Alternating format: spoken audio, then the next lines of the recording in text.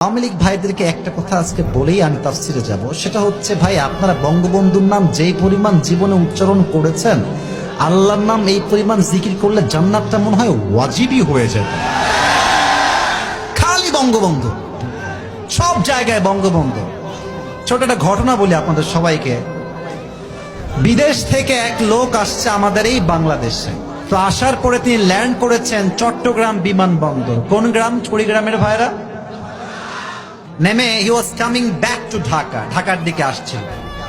তো দেখছে চট্টগ্রামে বিশাল বড় একটা টানেল, বিশাল বড়। তো উনি বলছেন যে how come it possible man, the people of Bangladesh they are very poor, তোমরা তো খুব গরিব মানুষ, গরিব দেশ, এত বড় টানেল কেমনে আসলো, এটার নাম কি? বলছে এটার নাম হচ্ছে বঙ্গবন্ধু টানেল। বলছে তাই নাকি, চলো সামনের দিকে যাই। এবার আসছে ঢাকায়।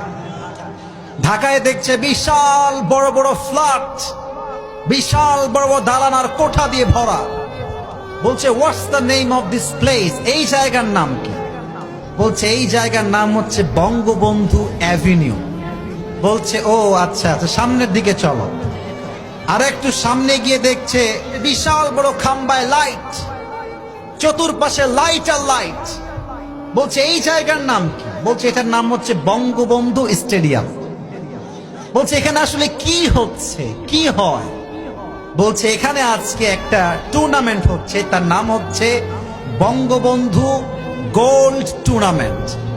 তো ফুটবল খেলা, চলো আমিও দেখে আসি। তো এবার দুইজন মিলে গেছে ফুটবল খেলা দেখতে বঙ্গবন্ধু স্টেডিয়াম। তো মাঝে মাঝে খেলার মাঝে হার জিত যুবক ভাইরা আছে না নাই? আনফরচুনেটলি বঙ্গবন্ধু দল গেছে হেরে। তো যারা হারে দেখবেন শ্রোতারা এত ক্ষিপ্ত হয়, দর্শকরা মাঝে মাঝে জুতার পিটা করে, মাঝে মাঝে ডিম মারে, বলো ঠিক কিনা বলো, মাঝে মাঝে ইট পাটকেলও মারে।